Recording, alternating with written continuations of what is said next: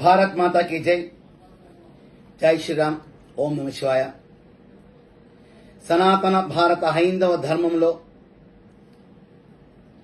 ఈ పరంపరని నిరంతరాయంగా కోట్ల లక్షల వేల వందల సంవత్సరాల నుంచి మనకు అందిస్తున్న గొప్ప సంస్కార కేంద్రాలు ఏమన్నా ఉన్నాయంటే అవి మన దేవాలయాలు.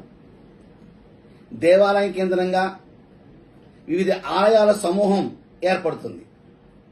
అవి విద్యాలయాలుగా, వైద్యాలయాలుగా, వేదాలయాలుగా, న్యాయాలయాలుగా, క్రీడాలయాలుగా, గో ఆలయాలుగా, ఇలాగా ఒక దేవాలయం కేంద్రంగా సమాజపరమైన ఈ సేవలు అందించబడుతూ ఉంటాయి. అటువంటి దేవాలయాలు ముష్కరుల దాడికి లోనై కొన్ని వందల సంవత్సరాలు వారి దమనకాండ యథేచ్ఛగా సాగి వారి దుర్మార్గ వ్యవస్థ మనకి కళ్ళ కట్టినట్టుగా కూడా గోచరిస్తూ ఉంటుంది. చరిత్ర తిరగవేస్తే సుమారుగా ఈ దేశంలో 30,000 దేవాలయాలను వాళ్ళు ధ్వంసం చేసినట్టుగా మనకు తెలియవస్తుంది. దానిలో 3,000 దేవాలయాల మీద వారి యొక్క గుమ్మటాలు నిర్మించి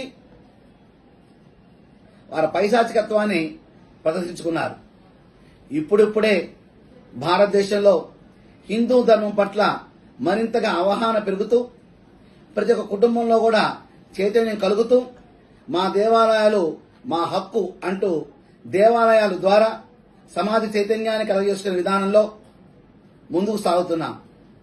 ఈ విషయంలో రాష్ట్రీయ స్వయంసేవక సంఘం కానివ్వండి, విశ్వ హిందూ పరిషత్ కానివ్వండి, సమరతా సేవా ఫౌండేషన్ కానివ్వండి, ఎనలేని సేవల్ని అందిస్తున్నాయి మా బజరంగిల యొక్క సహకారాలతో. ఈ విషయాన్ని మరింతగా చైతన్యపరుస్తూ సమాజంలో దేవాలయాలు ప్రభుత్వ కబంధాస్తాల నుంచి విముక్తి కలగాలని ఒక ఆలోచన చేశారు మన పెద్దలు. దానికి భారతదేశం అంతా కార్యరూపం దాల్చాలని మొట్టమొదటిగా ఆ యొక్క సేవ చేసే భాగ్యం మన ఆంధ్ర రాష్ట్రానికి పెద్దలు అందించారు.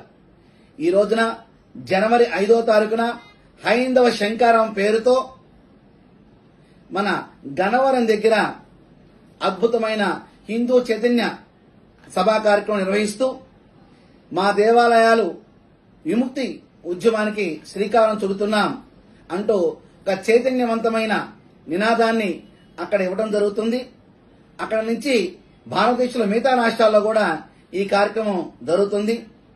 తొందరలోనే మాననీయ భారత ప్రధాని నరేంద్ర మోడీ గారి యొక్క నాయకత్వంలో మరి ఎన్డీఏ కూటమిలో ఉన్న అన్ని రాజకీయ పార్టీలు కూడా మద్దతు తెలియపరుస్తూ ఎలా అయితే ఇతర మతాల వారికి వారు మందిరాలు వారి ఆధీనంలో ఉన్నాయో మన దేవాలయాలు మన హిందూ యొక్క సమస్యల ఆధీనంలో ఉండేట్లుగా ఒక కార్యాచరణ గత సంవత్సరాల నుంచి కూడా చేసుకుంటూ ఒక కమిటీని వేసి సుమారుగా 1000 దేవాలయాల మీద పరిశోధన చేసి పూర్వకాలం నుంచి రాజుల కాలం నుంచి ఉన్న దేవాలయాల వ్యవస్థలు, జమీందారుల కాలంలో వచ్చిన దేవాలయాల వ్యవస్థలు, భారతదేశ స్వాతంత్రం వచ్చిన తర్వాత మరి దేవాదాయ ధర్మాల శాఖ తరపున వ్యవస్థలు, అలాగే ప్రైవేట్ వ్యక్తుల చేతుల్లో కమిటీలుగా ధర్మకర్తలుగా ఉన్న వ్యవస్థలు, మఠపీఠ ఆశ్రమాధిపతులు నిర్వహిస్తున్న దేవాలయ వ్యవస్థలు, ఈ 5 భాగాలుగా తీసుకుని వీటి మీద ఒక కార్యాచరణ రూపకల్పన చేసి